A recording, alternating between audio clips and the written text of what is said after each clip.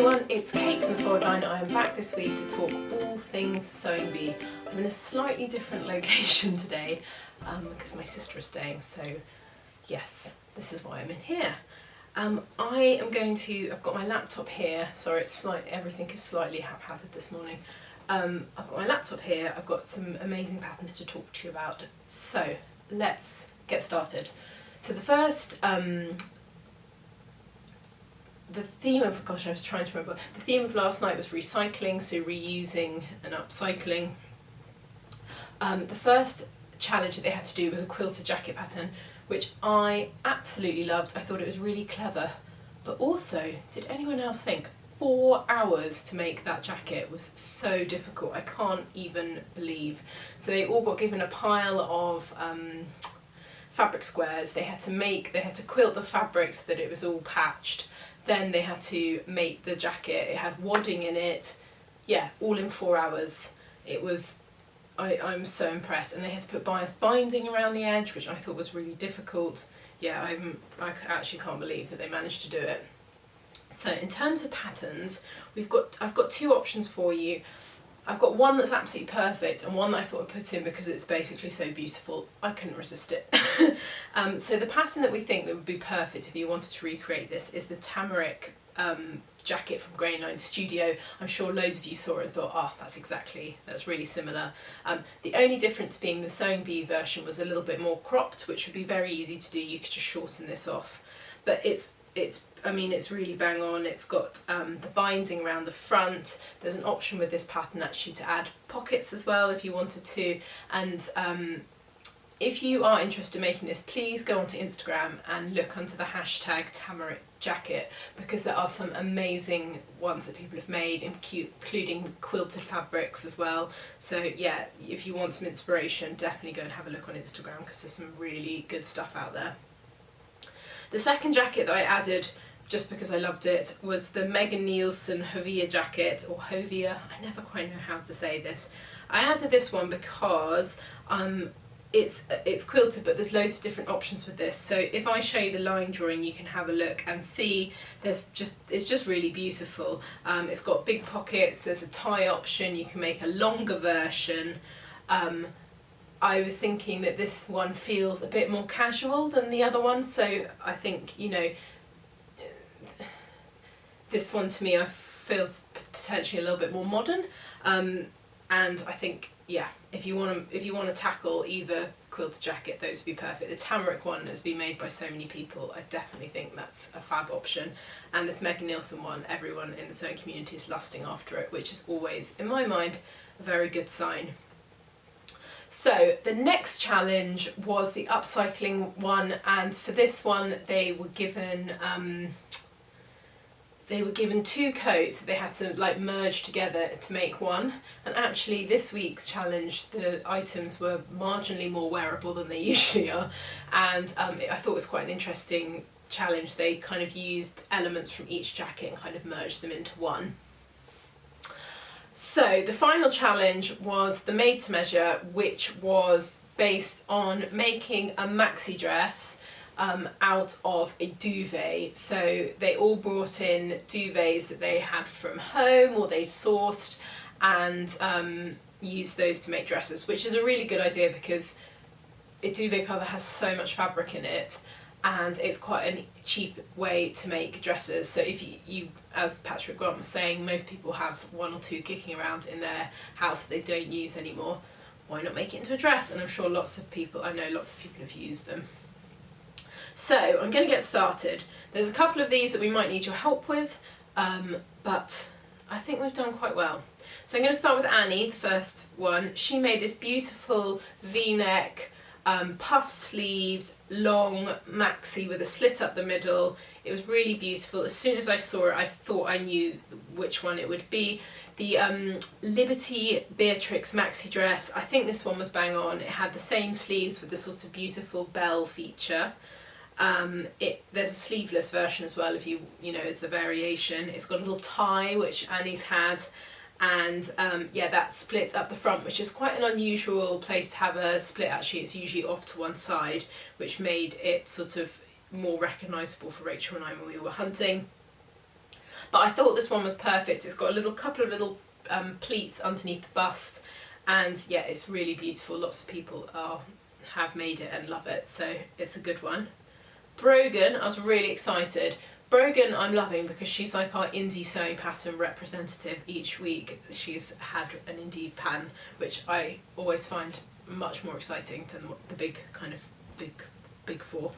So she used the Nina Lee Bakerloo blouse and dress. I'm 100% sure it's this pattern because I saw a little kind of I saw the branding of Nina's logo like in the background, so it's definitely this one, and she extended it to make it into a maxi version. I thought what she did was really clever and really cute. If you haven't come across this before, it comes in sizes 6 to 28. There's a top version as well. I just love the dress version of this. I think it's really clever. It's gathered, there's little busts at dark, but it's quite loose fitting, so it's a really good pattern. It will suit most body shapes, and yeah, I think it's great. I just love what she did. She used, for anyone who didn't see it, 2 different chintz fabrics. So one with a really big floral print and one with a bit smaller, and she had the ruffles around the edge of the collar in a different print. I thought it was really clever kind of use of fabric.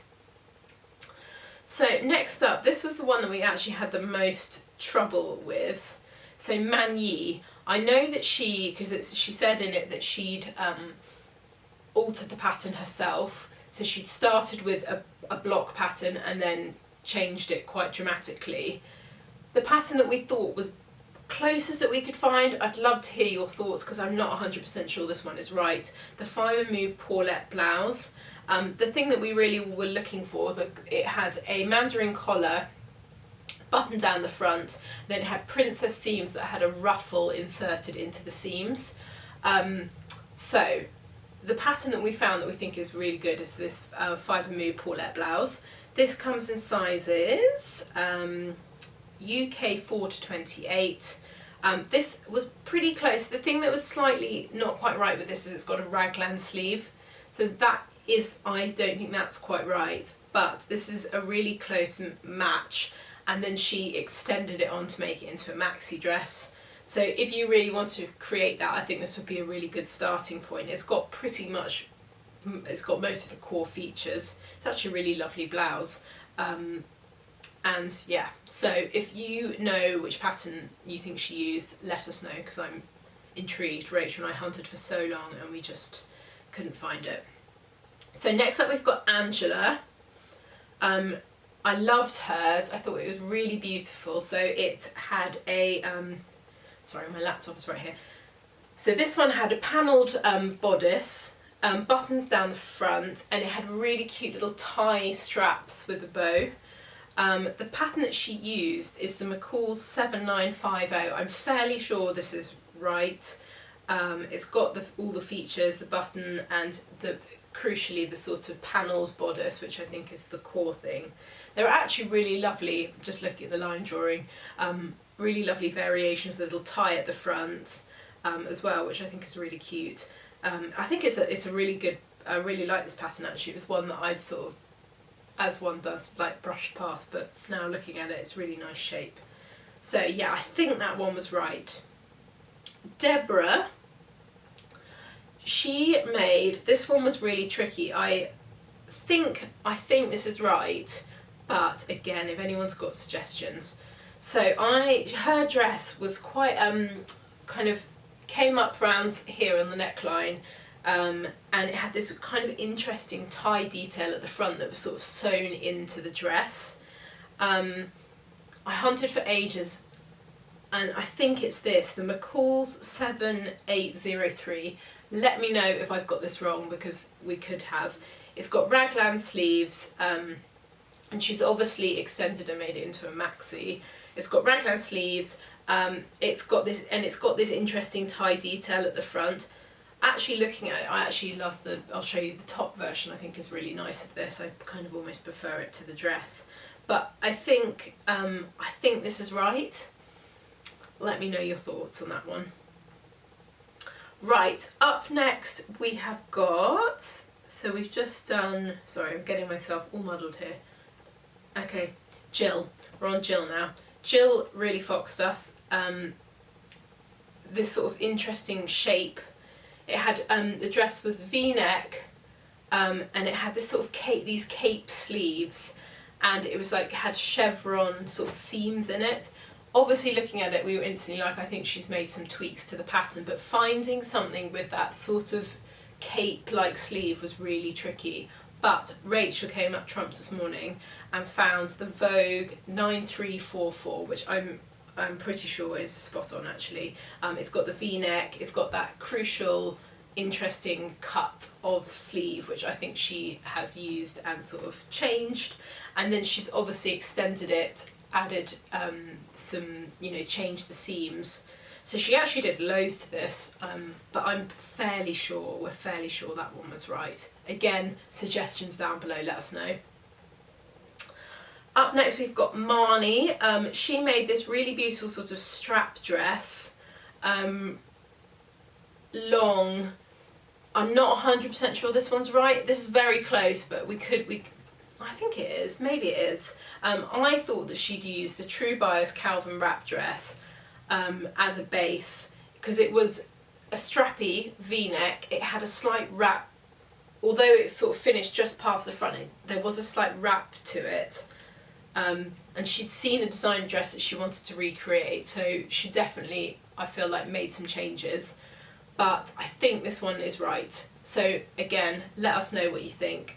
This pattern comes in sizes 0 to 20. It's actually a really great summer pattern and one that's really popular. So if you are looking for something summery, this is a really good option. So next we have got Christian. We think that he made the Butterick 6051. So his dress was quite a classic kind of V-neck, wrapped at the front, had the crucial thing was a band, like an empire line sort of cut underneath the bust, and then long maxi, and with quite sort of almost like grown on sleeves. So this Butterick dress we think was pretty much perfect. It's a really nice shape actually, and the good thing about this one you can see is there's an option which I really like to have a gathering or straight cut, so at the back of it, which I think is really nice. There's quite a few variations on this, so another good pattern where you get lots of different options. So last but not least, Steve's dress. This one again, I think this is right, but you know, let us know. His was really interesting. He used lots of interesting fabrics, and obviously I think had changed his quite a bit and done different things to it. But this Butterick one I felt was a really good base. It had the V-neck, it had the little darts underneath the bust, and the core shape was the kind of silhouette was very similar to his, so I think that he used this and tweaked it. But again, if you've got suggestions, let us know. Right, that's it from me. I hope that was helpful, and go and check out the blog post as well, because that's got everything written down kind of nicely and you can have a proper read. And we'll be back next week with another video, and I'll be back in my normal location.